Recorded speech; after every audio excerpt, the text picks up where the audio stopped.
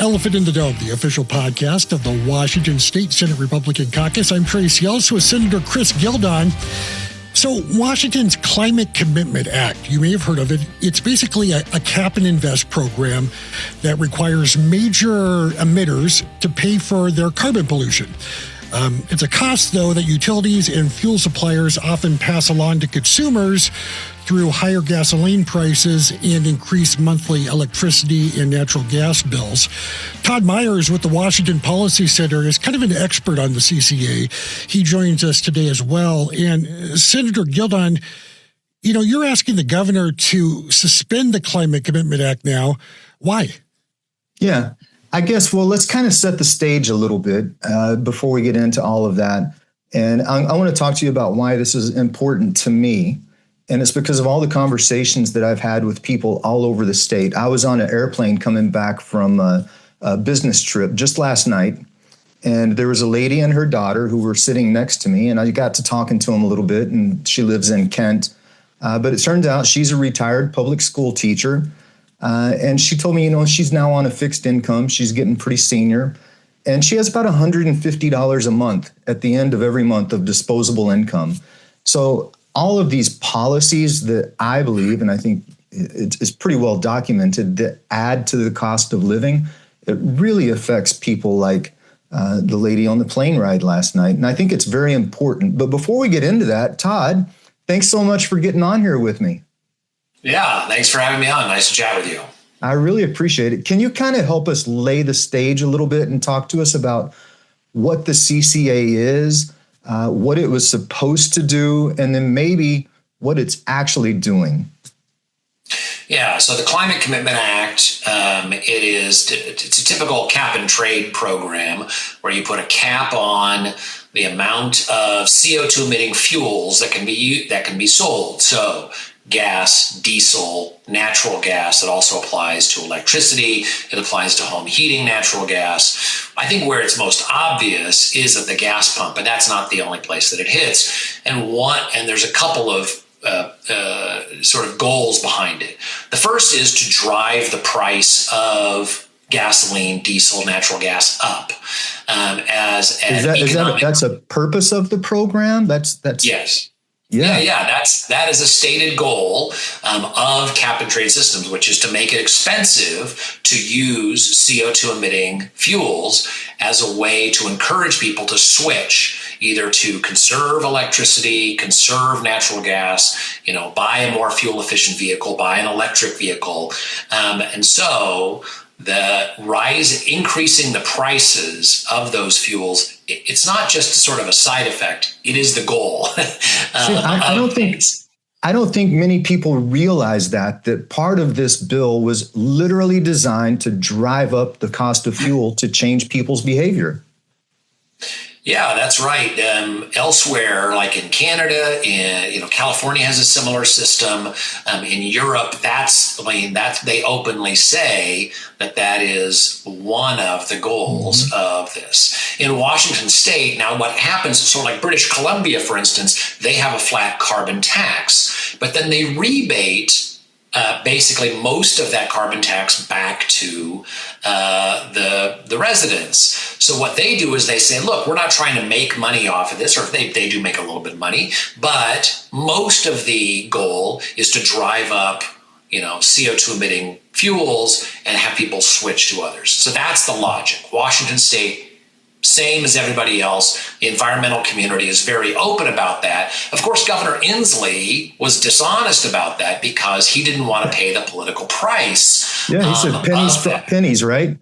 That's right. Now, what's interesting is that the Department of Ecology is required by law to do an analysis to see, okay, will this increase prices? And they said yes. Now, they did it in a little bit of a goofy way, but if you actually use the model that they had an independent organization use, you can see that they predict that the prices will go up. The state of California, the California Legislative Analyst's Office, they use the same model that I do, or the same calculation, which is very straightforward, to come up with the cost increase. So again, this is not a side effect. This is the purpose of putting a tax on gas, on diesel, on natural gas, and things like that. And so what's been the effect of that? If the purpose was to drive up the cost of fuel, what's happened with the price of fuel?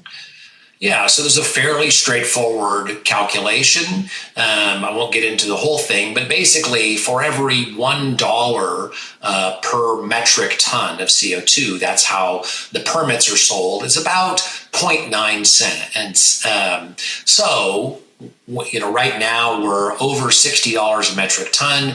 It works out to be about 55 cents a gallon right now. More for diesel, and then natural gas gets in there as well.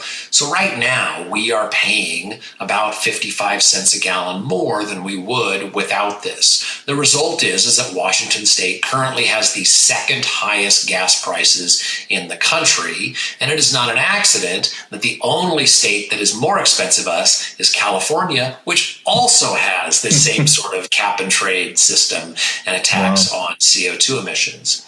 And is this price? Is this just limited to the cost at the pump, or does it have tentacles that lead to other places in the economy? Oh, absolutely. So, for instance, diesel is even more expensive, and that's your freight. I'll have a lot of diesel. Farmers were supposed to be exempt from it. The original law said that it wouldn't be applied not just to red dyed fuel, which is diesel used on the farm, but diesel used to transport farm products. The Department of Ecology never implemented that. The legislature never came up with a system. And in fact, one of the authors of the Climate Commitment Act tried to actually remove that exemption this year. But fortunately, he was overridden, and members of his own party and others removed that from his law. So technically, farmers are supposed to be exempted from that. And I think the key thing about that is that when they say, no, the purpose of this is not to drive prices up, the fact that they go out of their way to exclude farmers, or at least claim that they're going to exclude farmers, they admit, they know it drives prices up. So yes, the other place that this impacts is home heating. Actually, a couple of years ago, the Utilities Commission actually prohibited Puget Sound Energy from listing the cost of the Climate Commitment Act on people's utility bills. Wow. We sent a letter to Utilities Commission last year asking them to reverse that decision, and they did. And so now, I think starting next month, the utility bills you get from Puget Sound Energy will show how much the CCA adds to your home heating. So there are a lot of impacts that this has. Wow, that is really incredible. I can't tell you how many constituents I've heard from recently that are just upset at the energy bills that have been going up at Puget Sound Energy, and they're scheduled to go up even more in the future. And I assume this doesn't just stop at your home heating bill or your gas bill. It probably, affects school districts and the bills that they pay for electricity. It affects cities and counties and all of their bills, which collectively increase taxes, the need for more taxes. We know that's the case because, for instance, community colleges sent a budget request last year for the supplemental budget specifically saying we need an increase in our budget because of the increased energy costs from the Climate Commitment Act, from the CO2 tax. So it's not just me saying, it's not just you saying that this impacts schools and community colleges and universities. They say it in their request to the legislature. Well, it's interesting because all of this, we've kind of set the stage, and I think people kind of understand the issue right now. There was a report that came out the other day that said the CPI index for the Seattle, Tacoma, Bellevue area was about 1% higher than the rest of the nation. So we're experiencing about 1% more inflation than the rest of the nation. And then it's interesting because it seems like everything in Washington State is uniquely expensive, whether it's housing or childcare but especially gas, right? Like we are, like you said, number 2 in the nation for the most expensive. And I think gas over the last year has gone up about 26% in the Puget Sound area. And it was because of all of those reasons that I decided, we're in the minority. I'm in the minority party. I don't have the authority to go out and make changes, but good ideas are good ideas. And that's why I'm kind of pushing an effort right now, sending a letter to Governor Ferguson, asking him to temporarily suspend the Climate Commitment Act. And the experts down in Olympia tell me that could start having an impact on people's pockets within a matter of just a couple of weeks. Yeah, so I'm not a lawyer, so I don't know if the governor can, just sort of decide to suspend it. But there's no doubt that it would reduce gas and other prices. We know this because in Canada, the new premier, one of the first things he did was to suspend the federal portion of the carbon tax that they have up there. And so once he did that, prices just crashed immediately. Literally within days, you saw the price go down. Now they had announced it in advance.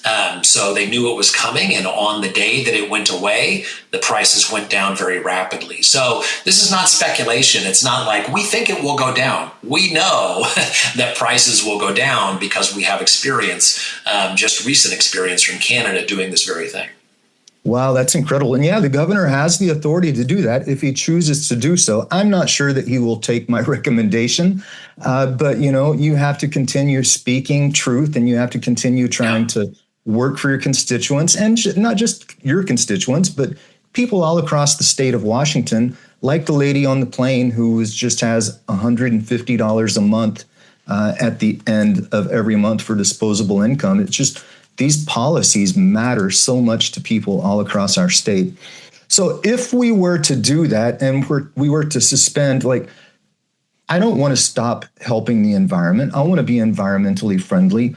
But whenever it comes down to it, is the CCA actually helping the environment, or is it just being spent on work groups? And how's it being spent? Yeah. Well, we've done a number of things. We've looked at how that money is being spent. One of the things, like I said, in British Columbia and other places, what they have done is they have either rebated the money or they have cut other taxes to offset it. Washington didn't do that. We just turned it into, a new revenue stream for all sorts of programs. And now it's being used in a variety of ways. So one of the ways that was actually written into the CCA, but I think people are surprised at, is to fund what's called the Working Families Tax Credit. So nothing to do with fighting climate change, mitigating the impacts of climate change, just funding the Working Families Tax Credit. There are other programs that they say, we're going to spend this money and they claim that it will help reduce CO2 emissions. But they put out a report of the first $1.5 billion that they had spent, and very little of it actually went to reducing CO2 emissions. This is the report that we pointed out where, it ended up being more than 90% of the emissions reductions that they claimed had been generated by state-funded projects were simply fake, didn't exist. No way. Environmental benefits for all of the money that they spent. And the Department of Ecology and Department of Commerce were forced to put out a correction based on what we found that was wrong. Then they have other things. They say, air pollution. We want to use this money to reduce air pollution. So I looked at about $8 million in grants that were designed to reduce air pollution in what they call overburdened communities. So I went through those one by one. I emailed many of the groups to ask them what the impact was. And what we found is that of the 20 projects, 19 of them either had very low impact or no impact whatsoever. In fact, a lot of the money was spent on community meetings. So there was hundreds of thousands of dollars given to groups like the Urban League, the Somali Independent Business Association, and then other groups like that, simply for public meetings to discuss air quality and the impact on their life. But it did zero to actually improve air quality in those communities. In one case, they created a 7-member, sort of committee, and then paid the members of that committee $2,000 each to sit on that committee. So when we hear all the time that this is needed and we need this money to fight climate change, it's an existential crisis, when you actually look at what they're spending the money on, it doesn't reduce CO2, and in many cases, it doesn't even achieve the benefits that they claim that they want. It's just more bureaucracy, more handouts to favored special interest groups. And we're not talking about just a little bit of money. This is a sizable pot of money every single year.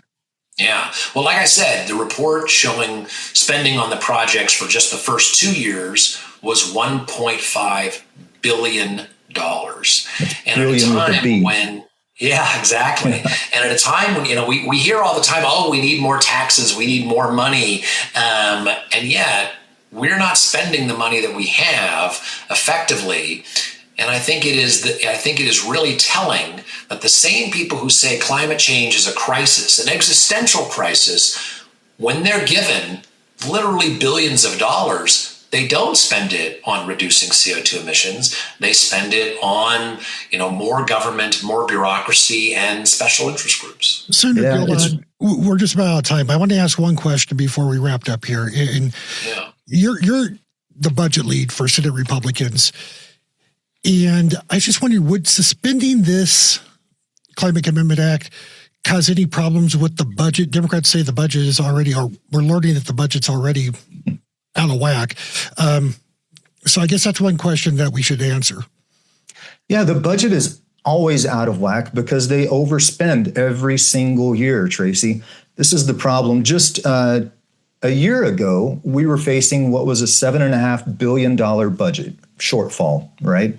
And the majority party solution to that was to raise taxes a record-breaking $12.5 billion, right? Biggest tax increase ever in state history. Then we came back into session this year facing another budget shortfall, despite record-breaking tax increases just the year prior. And their solution was to say, hold my beer, we're going to pass an even bigger tax increase this year. And they passed the income tax that they're trying to label as the millionaire tax. But we all know that that's going to change and it's going to drop down and apply to everyone. Eventually, that's one of their stated goals. But my solution to that and Senate Republicans is we actually wrote a full, comprehensive, workable budget that bridged the budget gap, that did not provide any cuts to services, and it did not provide any tax increases. So whenever they say that it can't be done, I'm here to tell you that it can be done because we've done it. That's Senator Chris Gildan. Again, thank you to Todd Myers for joining us today. Really good stuff. Remember to subscribe to this podcast. Also subscribe to our YouTube channel. We'd really appreciate it. And hey, have a great day. This is the Elephant in the Dome, the official podcast of the Washington State Senate Republican Caucus.